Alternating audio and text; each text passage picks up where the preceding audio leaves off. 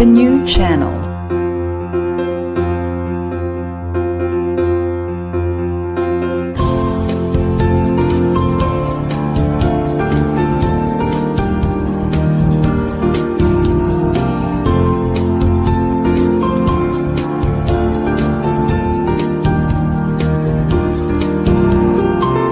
The New Channel. Hashtag TNC Now.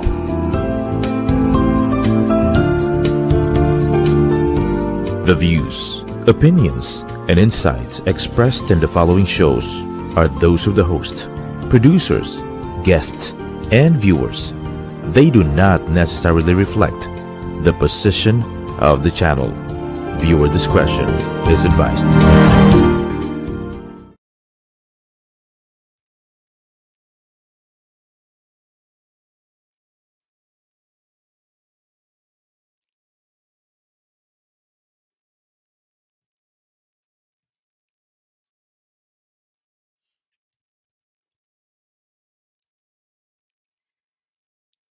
Hello and welcome to the new channel. Our passion transforms a community that sees all things new. I'm Angie Cabuquit, live streaming from Academy of Rock in Quezon City, Philippines, and you're watching TNC PressCon.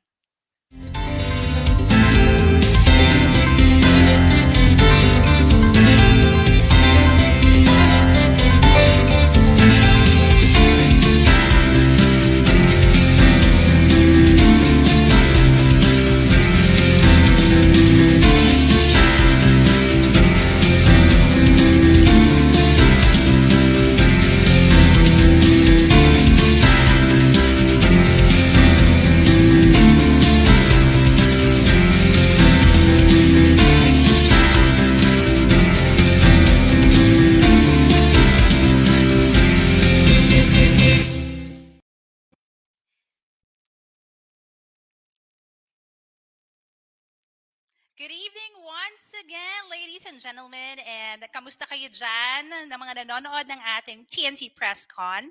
And I am very honored, I'm very happy, and I feel very privileged to be hosting this episode of TNC PressCon, all because we are going to feature two immensely inspirational and talented artists tonight.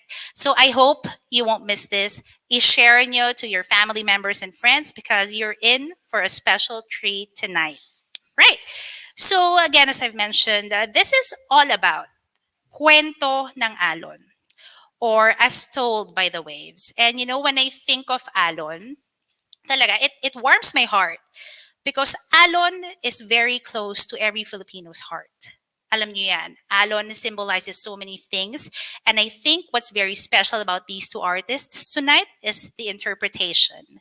It comes across as something that is inspirational and something that is very relatable. Kaya excited na excited ako to be hosting this episode tonight.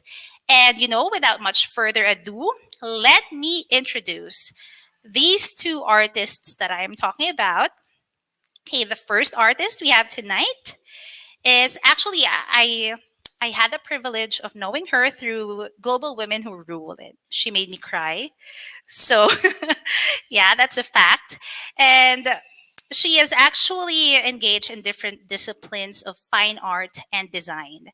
And as a graphic artist, she has worked for numerous popular magazines and photograph and other graphic works that became the cover and contributed to visual aesthetics of Filipino rock and popular music. Kristine Lim has relaunched herself, transformed, and renewed after a 10-year hiatus from the scene. And now she's back. Our second artist to join Kristine tonight, I'm sure you all know him. Mamaya, when I tell you his popular song, it will ring a bell, definitely. So Mr. Music is celebrating his 20th year in the music industry. So he's 20 years now. Old? No. He's actually Jonathan Manalo. He is the awardee of the inaugural NCCA SUD National Music Awards for Outstanding Achievement. The grand prize winner of the 2001 Jam Himig Handog sa Makabagong Kabataan competition, and Eto na nga, his song Taratena. Well, he has written and produced and over 200 albums with 75 platinum and 100 gold Philippine Association of the Record Industry. And so many more. You know, he has also the creative mind behind key albums such as and of respected music artists like Ed Santos, Kyla, Jed Madela, Ian Constantino, and Maura De La Torre, to name a few. So, hindi ko na patatagalin. Ladies and gentlemen, I'm very proud to introduce to you Kristine Lim and Jonathan Manalo.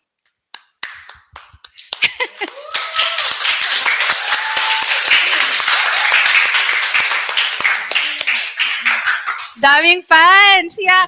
Okay. So, ang question ko sa inyo tonight, how are you feeling? It's been a long day. You had a media launch earlier. Ano ang pakiramdam nyo ngayon?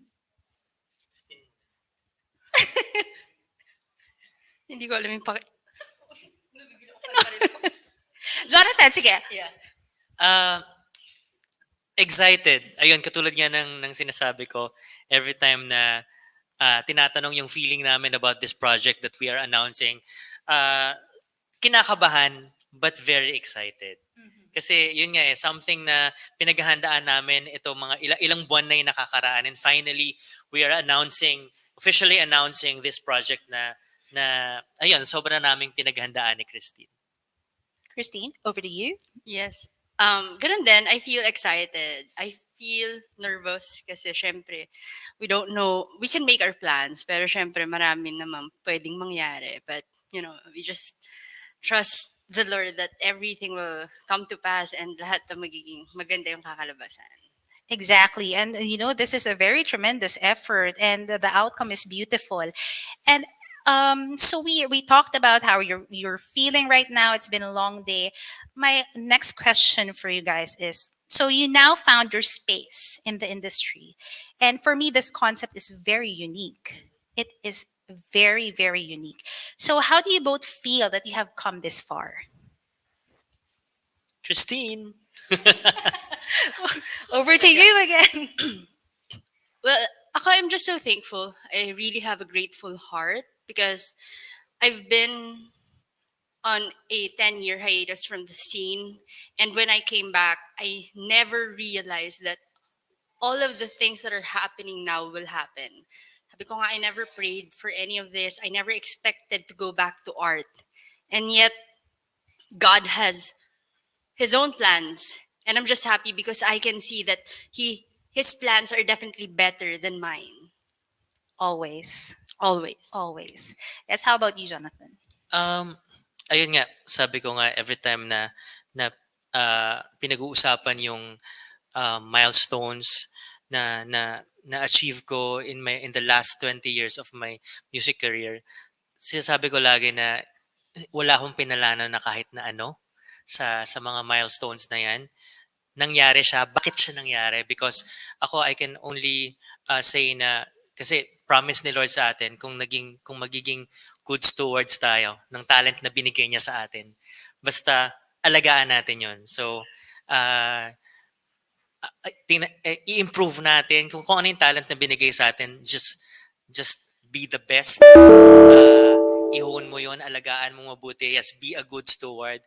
And si Lord na yung bahala. So yun, naging good steward ako ng talent na binigay ni Lord sa akin. And lahat na ng blessings that came after that, si Lord talaga yung nagbigay ng mga provisions na yon. So, ayun. Kaya masasabi ko lang talaga every time na dun sa mga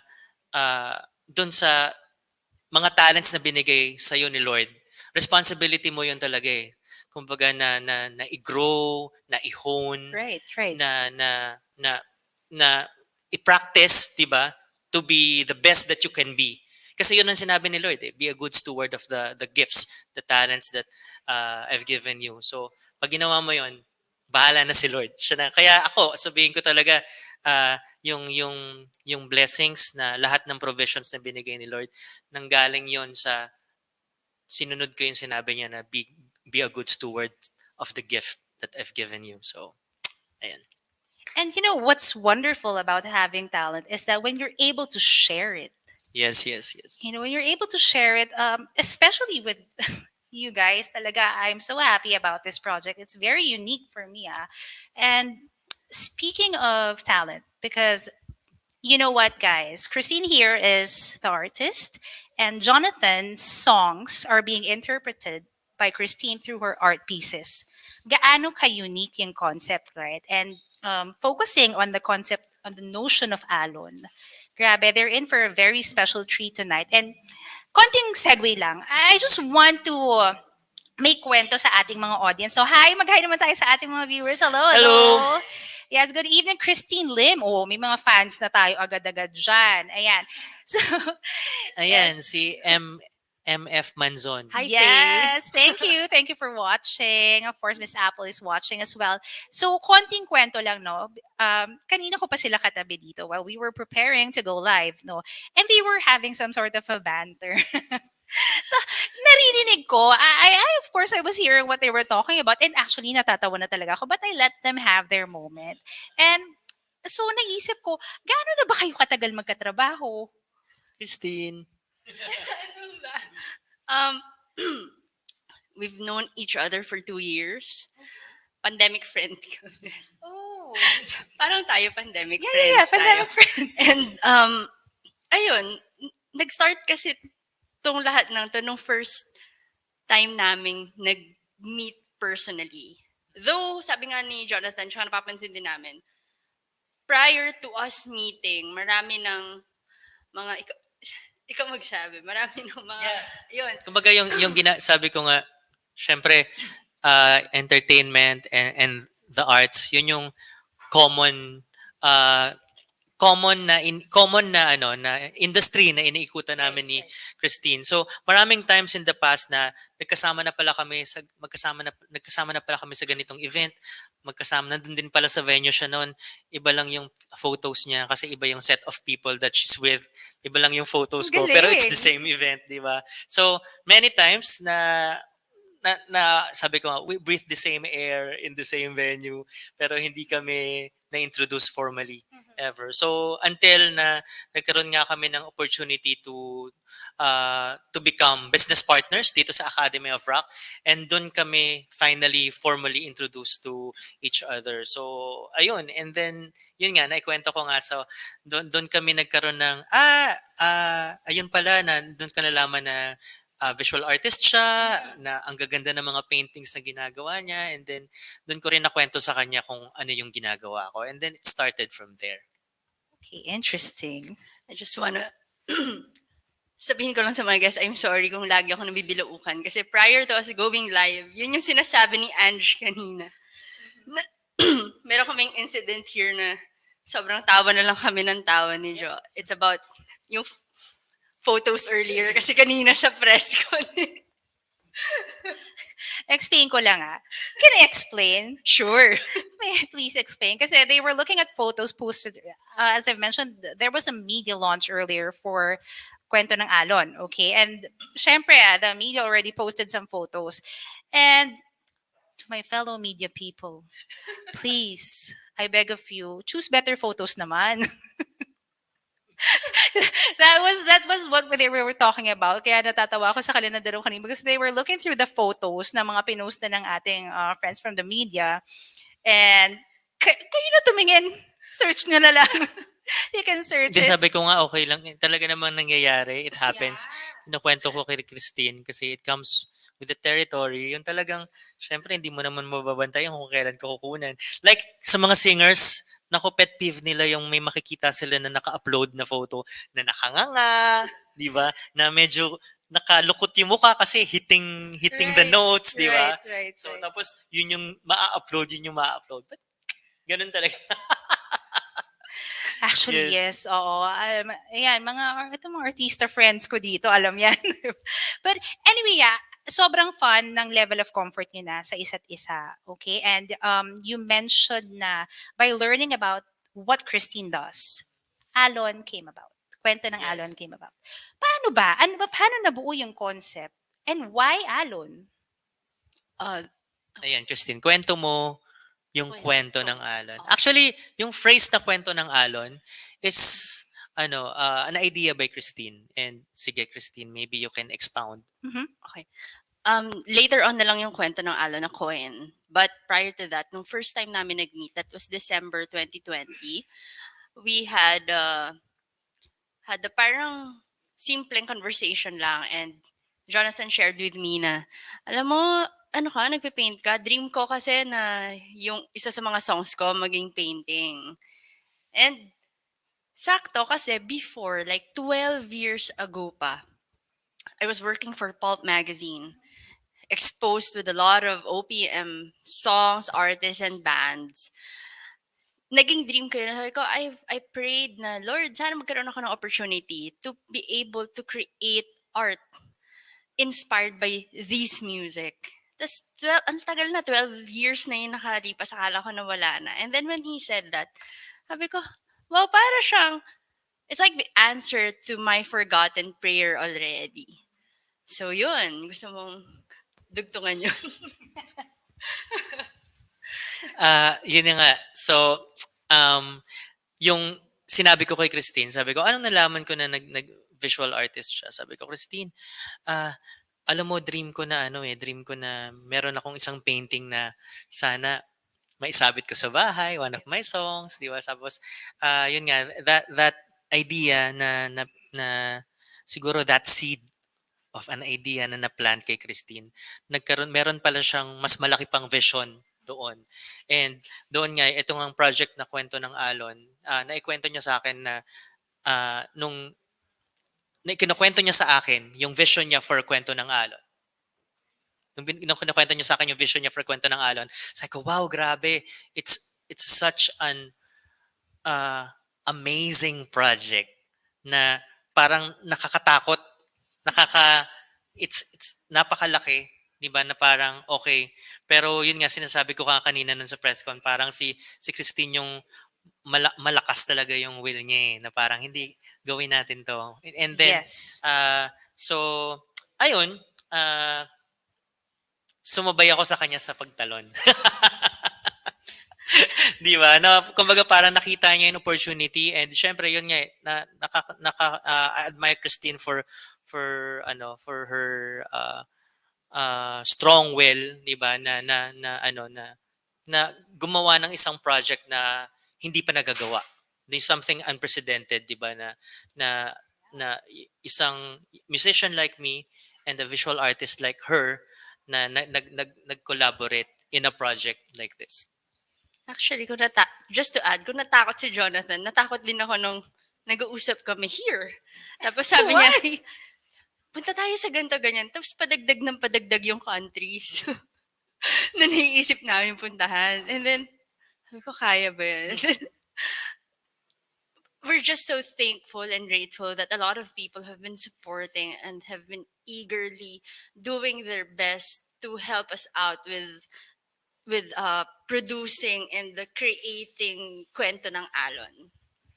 So speaking of kwento ng Alon, if to all of our viewers that are watching right now, how will you explain the essence of kwento ng Alon? Paano nila maiintindihan? How do you want them to understand kwento ng Alon?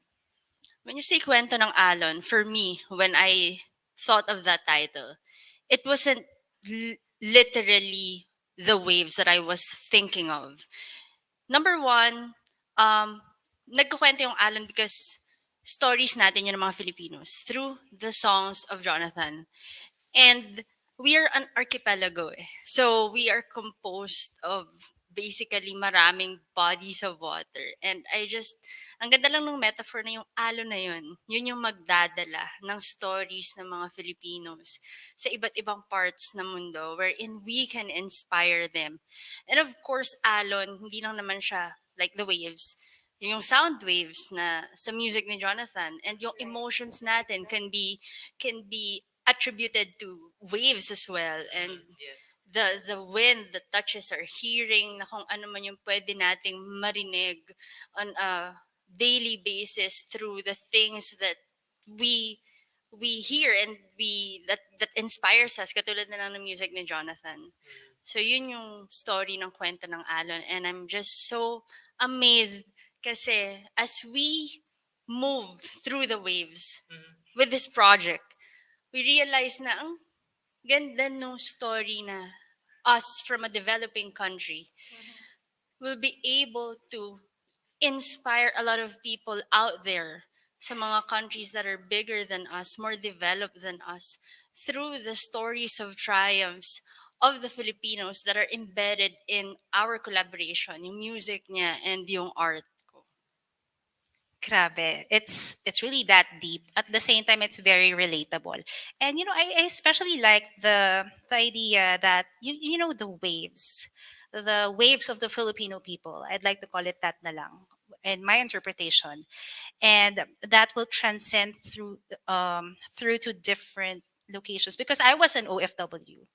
I imagine that. And as you were explaining the notion of Kwento ng Alon, I thought about my story. I mean, Coach Celia was an OFW, and we went through a lot of different things being there. And I can't help but imagine myself, riding through the waves that you're talking about through songs, through hidden meanings behind lyrics. Diba? That's amazing. So as I've mentioned, diba, very relatable. Ako, nakarelate ako. Naiiyak ako, but I won't cry. Okay? Like, because she's gonna cry. But yeah, ang ganda ng concept. It will hit a lot of people very, very close to the heart. And yeah, wow. It's heavy, heavy, heavy pala siya. Akala ko magtatawanan tayo tonight. But yeah. Okay. So, having explained Kwento ng Alon, what is it that you want to communicate through this project?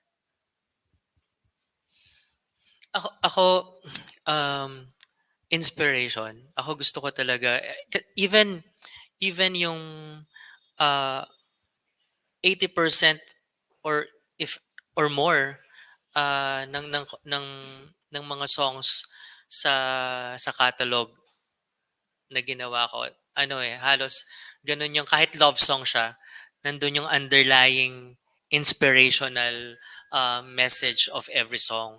So, ako wala talaga akong nagawang song na although not to shade those people na gumagawa ng songs na hindi inspirational. Okay lang naman 'yon. Pero ako kasi gusto ko syempre when you share your art, gusto mo na na kung paano niya na-affect yung audience, gusto mo na maka-affect positively.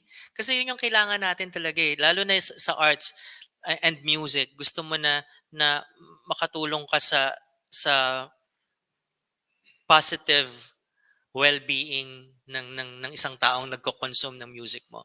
So in the same way kung paano mata-translate yung music na yon, yung inspirational message ng music na yon sa visual arts ni Kristine, yun yung gusto kong ma-achieve din with this collaboration. And si Kristine, alam ko, ganun din naman talaga yung vision niya to use her art to inspire people. Di ba, Kristine? Yes. And yun nga, they were asking kanina sa media launch, ang ina-expect nila waves, literal. So I am just um, gonna be clear that it's not a literal interpretation of the songs. So, halimbawa, yung lyrics, don't expect me to put kung ano yung nandun sa lyrics, but rather, I want you to see those paintings, those artworks, even those sculptures and installation arts that we're going to do, to be something that would reflect you, would reflect your story, would reflect our story, would reflect everyone's story, because our stories are worth telling, because those stories will inspire others in ways we are not even aware of. Amen. That's really beautiful. That's a beautiful thing about art. You know, as I've mentioned, it's very relatable. And wag na natin palayan ang kanta, 'di ba? Songs have different meanings for different people, 'di ba? Art pieces have different meaning for different people. And imagine this. For example, little kids would see your collaboration. They would think to themselves, I can do that someday. Or, interesting. What's even going to be nice is how would little children interpret that collaboration. Why do I keep on mentioning little children? I was a preschool teacher, and I mentioned to Jonathan, yung Taratena, the song that he Wow. made, was our Favorite ko yan. graduation hymn. 3 to 5 year old kids na talagang kinakanta yung song niya by heart, memorize nila yung lyrics with actions and all. And I don't know how they interpret the song, but when you see their faces, I'm gonna share the photos. I will. Wow. No, you I will want to see. see. Yeah, I will show you how happy their faces are when they sing those lyrics. You have to wonder what's going on kaya inside the minds of these little people. And I want to congratulate you guys. All because you have no idea how many people you will inspire to take that leap forward and become a better version of themselves. Do you have any idea how important what you're doing is? And to all of our 702 viewers, Wow. Hello sa inyong lahat. Hello! to all our 702 viewers, kung hindi kayo ma-inspire of what's happening here between Kristine and Jonathan, then I don't know, but this is something that we should really, really look forward to. And so, eto na nga. Um, there's actually, as I've mentioned earlier, no, before I ask you a very, very important question, there was a media launch earlier, and I think we do have a video to show everyone and to give you an idea what happened earlier today and how busy and fruitful the day of Christine and Jonathan was. Please take a look.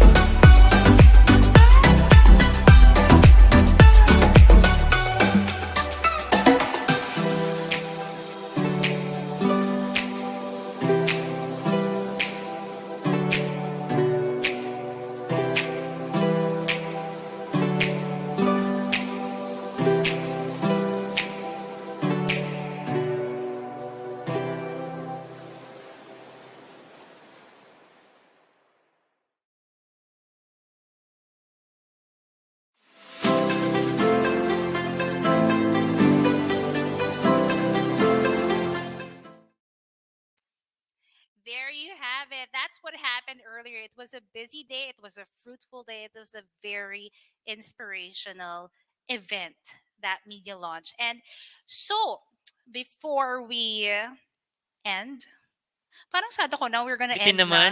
Oo nga eh. Kakanta pa ako eh. Oh, sample? Sige na. Please? Talaga. Oo, kanta ka. Oo. Ano Okay. lang? For Sige, kakantahin ko yung chorus ng Taratena. yes, because 700 viewers. Okay, para to sa inyo, of course, itong Taratena will always be very special to me. Kasi syempre, ito yung unang-unang song talaga na ginawa ko that was, ayun, commercially published. Okay, kantahin na natin. 1, 2, 3, and... Taras! Tara, simulan mo na. Tena, bagong pag-asa. Tara, tena, o kabataan ang galing naman. Simulan, pagbabago sa bayan. Tara, tena, tara, wag kakaba-kaba. Tena, oo, may laban ka. Galingan, sipagan, paghusayan. Panawagan, kabataan. Tara, tena. Ayun.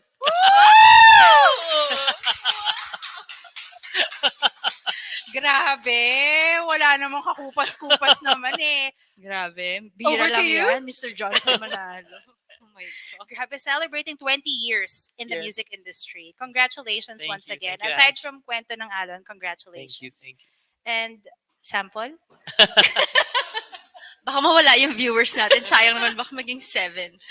Ayan. Oh, thank you very much, Jonathan. At pinaunlakan mo naman ang ating pagpapasample. Yes. And I hope all of our 700 strong viewers are very happy na pinaunlakan naman, di ba?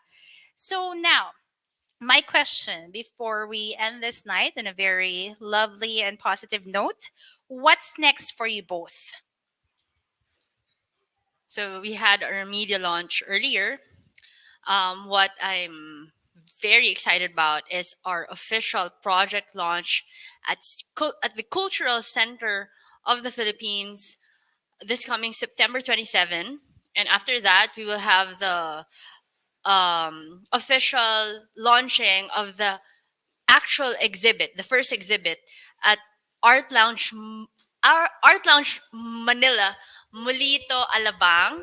And on October 15, we will have another exhibit for Kwento ng Alon at the Newport Resorts World Manila, wherein we will Wow. be the matinee show. Tama ba yun, partner? For the 20th anniversary concert of Yes. Mr. Music, Jonathan Mhm. Manalo. And Sa after Resorts which, World Manila. yeah, and after which we will be traveling to 10 different countries in a span of 1 year. So, Grabe. That's what's next, everyone. and yeah, please do visit our website, www.kuwentonangalon.com, to be updated. And if you are interested to reserve a copy of the art book, of the coffee table book, it's hardbound. Do contact Art Lounge Manila. Pa-reserve Great. na kayo. Yes. Di ba discounted kapag kapag Ay, yes. nagpa-reserve Thank you, ng early? partner. Pagka ngayon yung ipapa-reserve, you can get it for 2,000 pesos. But pagka umabot na siya ng official launch sa September 27, magiging regular price na siya, which is 2,800. Okay, wait. Again, paano magpa-reserve? Again. Guys, hindi natin pabalampasin. Again. Okay, so if you want to reserve a copy of your own Kwento ng Alon art book, do visit Art Lounge Manila. Just type, search for their name at Facebook, Instagram, and they also have a website. Perfect. Ayan. So, wag na tayo magpahuli. Ako, magpapa-reserve ako. Now na, gusto nyo ba? Ayan, first customer. habang naka-live. Pwede Alright. naman. But anyway, on behalf of the team, talagang I would like to congratulate you once again. Hindi matatapos yung pag-congratulate ko sa inyo. And speaking of the team, I would like to call on these people that made this possible. Ha? Kasi without them, wala talaga to. Thank you so much. I wouldn't be I wouldn't be a part of this storytelling, I would say. So please join us, Miss Apple, Estana Manansala, and Coach Apple. Celia, please. Come Sobrang on love na love ko over. to. Thank you. Thank you. Thank you. Yes, Ayaw na so, akong patayuin.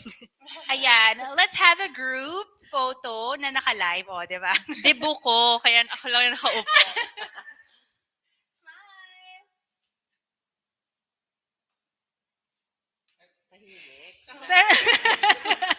Dapat pala kumakanta ka. Oo Jonathan, nga eh. habang- Dapat kumanta tayo ng taratena. Thank you. Thank you. Ayan, syempre, I would like to say a special thanks to Dio Studio. Thank you for, and TNC, our TNC team, they're all here. And Thank Just- you, TNC. yeah, thank you so much. And as a Thank you, special sobra. reminder, everyone, ayan, kita nyo naman, let's always use digital for good. Yan ang ating mantra. And of course, thank you so much to all of our sisters from Global Women Who Rule. Thank you to all my sisters from Global Women Who Rule. Sobrang grabe nyo Grabe, ako. grabe, grabe, Yung grabe. support nyo. I can really feel yung ating kapatiran. Exactly. And thank you. And syempre, see you next year sa ating third installment of Global Women Who Rule. So there you have it, ladies and gentlemen. On behalf of the team, I would like to thank you Thank you, for Ange. having us today. Our Thank pleasure. you. Yes. Yes, and we are looking forward. We're very excited for what's to come, for what's beyond this project of Kwento ng Alon. I'm sure a lot of people right now are already wondering about it. Right. So there you have it, ladies and gentlemen. On behalf of the whole TNC team, I would like to thank you, our lovely viewers, for joining us for Thank tonight's you. episode of TNC PressCon. Once again, this has been your host, Ange Cabuquit. Thank you and see you again next time. Thank you. Thank you.